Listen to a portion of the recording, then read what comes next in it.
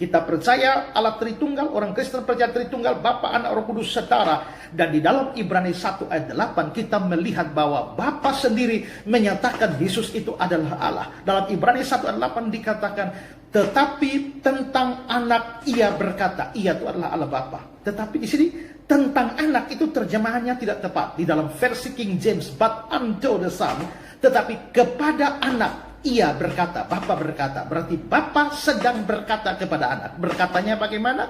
Tahtamu ya Allah, untuk seterusnya, untuk selamanya. Berarti Bapa berkata kepada anak Yesus, dan dia mengatakan bahwa Yesus itu adalah Allah.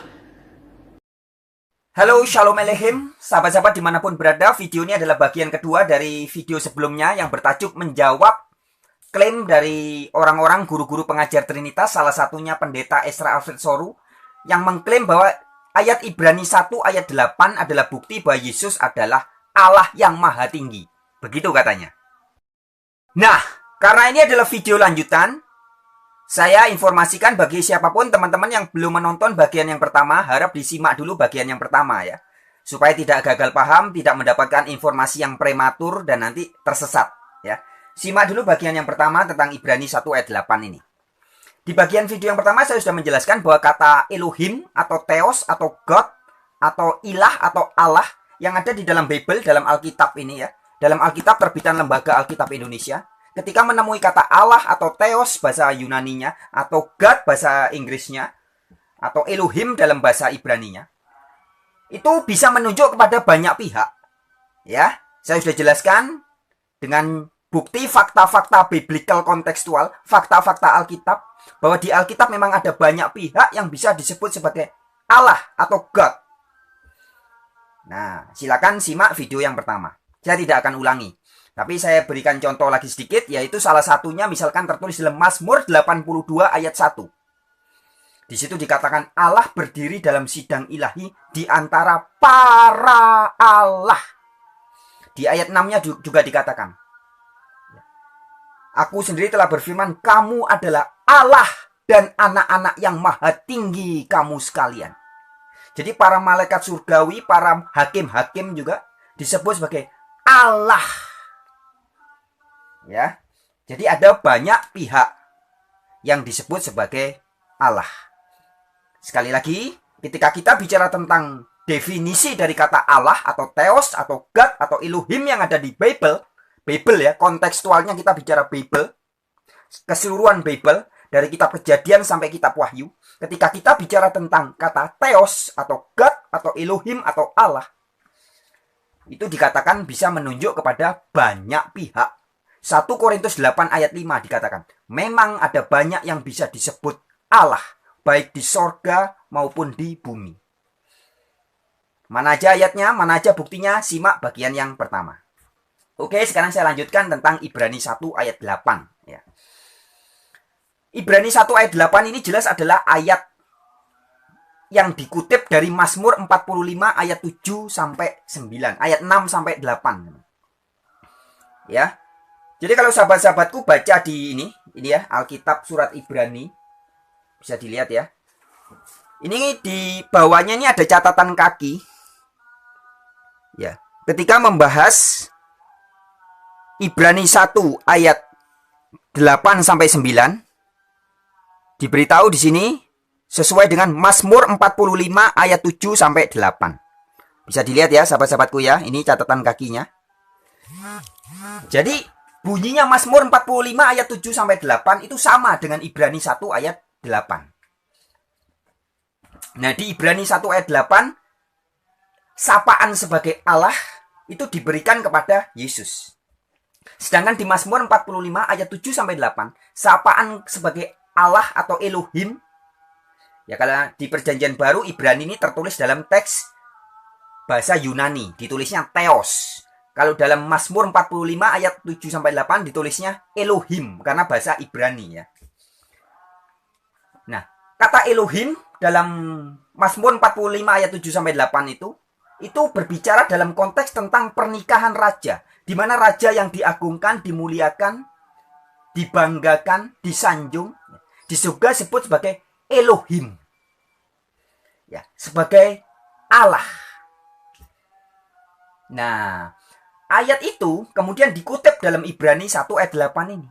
Yesus juga diagungkan, ditinggikan sehingga disebut juga sebagai, bahasa Ibraninya Elohim, bahasa Yunaninya Theos. Terjemahan bahasa Indonesia menjadi Allah. Maka disebut itu tahtamu ya Allah. Itu konteks yang pertama. Kemudian yang kedua, perhatikan baik-baik. Perhatikan baik-baik. Sebenarnya ayat ini gampang banget. Jika orang mau membacanya dengan jujur ya, dan tidak asal comot ayat. Jadi ketika membaca konteks Ibrani 1 ayat 8 cuman berhenti di situ. Saya bacakan ayatnya ya. Tetapi tentang anak ia berkata, ia adalah Allah Bapa, betul. Tahtamu ya Allah. Jadi anak itu oleh Allah Bapa disapa sebagai tahtamu ya Allah. Cuman tertulis begitu, maka kemudian oleh Ezra Alfred Soru dan oleh pendeta-pendeta yang seperti pemahamannya Ezra Alfred Soru, ayat ini ditafsirkan, diasumsikan bahwa karena Yesus disapa sebagai Allah, berarti Yesus adalah Allah yang maha tinggi, Allah yang maha kuasa. Ini ngawur. Ya, saya tegaskan. Orang semua pendeta, mau Ezra Alfred Soru atau gurunya Ezra Alfred Soru, Budi Asali atau Deki Gadas atau Stephen Tong, siapapun yang mengatakan bahwa Ibrani 1 ayat 8 mengatakan Yesus adalah Allah yang maha tinggi. Ini tafsiran ngawur, asumsi ngawur. Mengapa? Karena sesungguhnya siapapun Anda yang mau membaca dengan jujur, satu ayat saja sesudah Ibrani 1 ayat 8, yaitu ayat 9, Anda akan mengetahui bahwa Yesus bukan Allah yang maha tinggi. Yesus bukan Allah yang maha kuasa. Mari kita simak satu ayat setelah Ibrani 1 ayat 8, yaitu pada ayat yang ke-9. Perhatikan baik-baik. Oke sobat-sobat, saya akan bacakan dari ayat 8 sampai ayat 9 ya. Perhatikan baik-baik. Lebih bagus kalau teman-teman juga buka Bible-nya, buka Alkitabnya sendiri ya. Saya akan bacakan. Sebenarnya kalau dari ayat 1 juga lebih jelas lagi ya. Di ayat 1, ayat 2 itu dikatakan Yesus adalah perantara. Ya, jadi ayat 1 dikatakan bahwa Allah dulu berulang kali berbicara dengan berbagai cara kepada nenek moyang kita dengan perantaraan para nabi. Nabi-nabi. Maka di zaman akhir ini dengan perantaraan anaknya. Ya, jadi Yesus itu adalah anaknya. Kemudian di ayat yang ketiga dikatakan, ia duduk di sebelah kanan yang maha besar. Jadi yang maha besar itu Allah Bapa. Nah, Yesus itu duduk di sebelahnya. Jadi jelas Yesus bukan yang maha besar itu ya. Itu ayat 3. Tapi kita bahasnya ayat 8 dan 9. Perhatikan baik-baik. Tetapi tentang anak ia berkata, tahtamu ya Allah. Dalam versi bahasa Inggris, your throne, oh God. Jadi disapa sebagai God, disapa sebagai Allah si anak ini ya. Tahtamu ya Allah tetap untuk selama-lamanya. Dan tongkat kerajaanmu adalah tongkat kebenaran. Sekali lagi saya ulangi. Tetapi tentang anak ia berkata, tahtamu ya Allah tetap untuk seterusnya dan selamanya. Dan tongkat kerajaanmu adalah tongkat kebenaran. Perhatikan ayat 9. Perhatikan baik-baik. Engkau, siapa engkau ini? Si anak itu.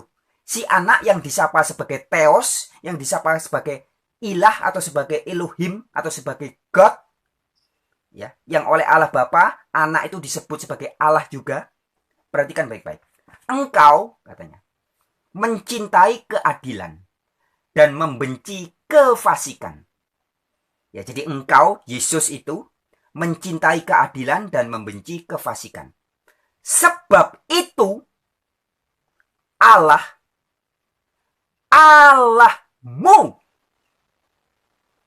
Nah, ya saya ulangi ya.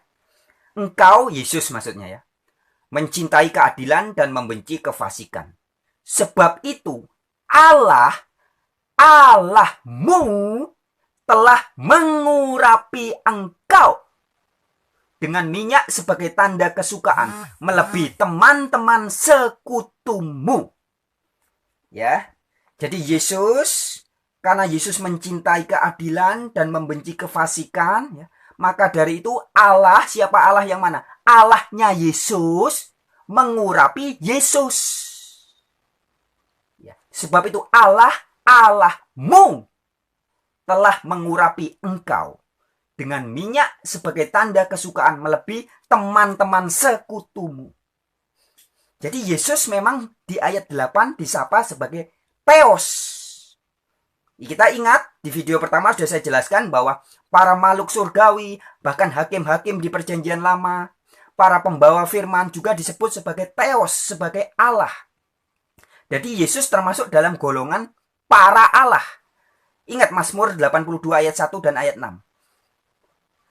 Para Allah, ada banyak Allahnya. Yesus ini termasuk dari kelompok para Allah. Sehingga di ayat ini dikatakan, di ayat 9 dikatakan, sebab itu Allah Allahmu telah mengurapi engkau dengan minyak sebagai tanda kesukaan melebihi teman-teman sekutumu. Jadi teman-temannya Yesus, sekutunya Yesus itu adalah para Allah juga. Sedangkan Yesus ditinggikan melebihi teman-temannya. Siapa yang mengurapi, yang meninggikan Yesus? Allahmu dikatakan. Jadi Allahnya Yesus. Jadi Yesus adalah Theos yang memiliki Theos. Yesus adalah Theos yang memiliki Theon. Ya. Yesus adalah Theos, Yesus adalah Allah yang memiliki Allah. Ini pemahamannya gampang kalau kita memahami definisi dari kata Allah. Saya sudah sempat sampaikan di video yang pertama juga bahwa kata Allah atau Theos atau Elohim yang ada di Bible adalah bermakna sebagai gelar. Ya, gelar. Dan banyak pihak yang bisa disebut sebagai Allah. Saya juga berikan ilustrasi bahwa begini. Kalau suatu waktu kita ketemu Pak Karni Elias, Presiden ILC, Indonesia Lawyers Club. Ya, Presiden ILC Karni Elias. Kemudian kita berkata, Presiden ILC diberi penghargaan oleh presidennya. Presiden ILC diberi penghargaan oleh presidennya. Bisa dipahami? Jadi Presiden ILC yaitu Karni Elias masih memiliki presiden. Siapa presiden tertinggi di Indonesia? Presiden Republik Indonesia. Ya, jadi ada presiden banyak di Indonesia dan ada presiden tertinggi, Presiden Republik Indonesia.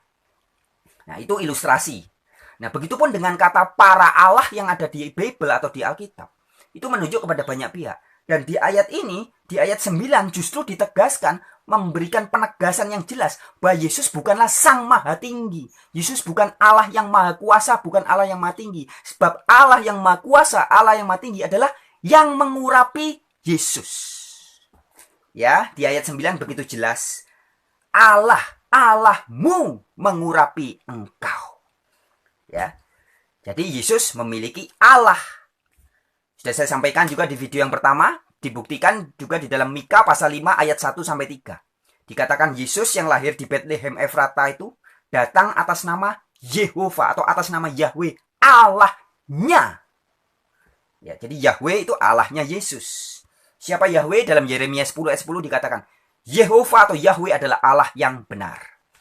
Ulangan 10 ayat 17 mengatakan, Yahweh adalah Allah dari segala Allah. Ya, jadi Allah ada banyak, sekutu para Allah itu ada banyak, teman-temannya Yesus yang sama-sama bisa disebut sebagai Theos. Musa juga disebut sebagai Elohim di perjanjian lama ya. Para pembawa firman, nabi-nabi, hakim-hakim yang bertindak sebagai hakim di perjanjian lama juga disebut sebagai Elohim. Jadi ada banyak. Ya. Sedangkan Yesus ditinggikan di antara para Elohim itu. Siapa yang meninggikan? Elohimnya Yesus. Siapa Elohimnya Yesus? Dialah yang oleh Yesus dalam Yohanes 17 ayat 1 sampai 3 disebut sebagai Bapa. Engkaulah satu-satunya Allah yang benar. Jelas ya sobat-sobatku? Very clear ya. Jadi Ibrani 1 ayat 8 begitu jelas, jadi gampang dipahami ketika kita membacanya tidak berhenti di ayat 8 tapi lanjut sedikit satu ayat saja sampai ayat yang ke-9. Jadi jelas. Yesus bukan Allah yang maha tinggi. Sebab Allah yang maha tinggi adalah yang di ayat 9 dikatakan mengurapi Yesus. Yesus diurapi melebihi teman-temannya. Jadi Yesus itu setara dengan teman-temannya. Tapi diurapi diangkat lebih tinggi dari teman-temannya. Ya. Dan teman-temannya sekutunya Yesus juga bisa disebut sebagai para Allah atau para Elohim. Sedangkan Allah yang tertinggi jelas. Ulangan 10 ayat 17. Yahweh adalah Allah segala Allah. Very clear ya sahabat-sahabatku. Jadi semua ajaran yang mengatakan bahwa Ibrani 1 ayat 8 membuktikan Yesus adalah Allah yang Maha Kuasa, itu adalah ajaran yang comot, jurus comot ayat tanpa membaca ayat sebelumnya dan tanpa membaca ayat sesudahnya. Kalau orang membaca ayat mulai dari Ibrani pasal 1 mulai dari ayat 1, itu jelas Yesus disebut sebagai perantara. Ayat 3-nya dikatakan Yesus berada di sebelahnya Allah. Ya, dan di ayat 9 dikatakan Allah yang Maha Kuasa mengurapi Yesus. Nah, jadi ketika hanya ayat 8 aja yang dicomot, kemudian ditafsirkan, diasumsikan secara liar bahwa Yesus adalah Allah yang Maha Kuasa, ini namanya ajian pengawuran. Oke sahabat-sahabat, sekian video kali ini. Kita sudah membereskan Ibrani 1 ayat 8 sama sekali tidak mengajarkan Yesus adalah Allah yang Maha Kuasa. Sekali lagi, semua ajaran pendeta, orang yang mengaku pastor, mengaku pendeta, mengaku sarjana teologi, mengaku master teologi, mengajarkan bahwa Ibrani 1 ayat 8 mengatakan bahwa Yesus adalah Allah yang Maha Kuasa. Semua itu hanya asumsi belaka. Sama sekali bukan kebenaran, sama sekali bukan kebenaran kitabiah, sama sekali bukan kebenaran. Itu hanya asumsi dan ketika diajarkan menjadi ajaran sesat. Sekian dari saya, wartawan Injil untuk Nusantara dan dunia. Shalom.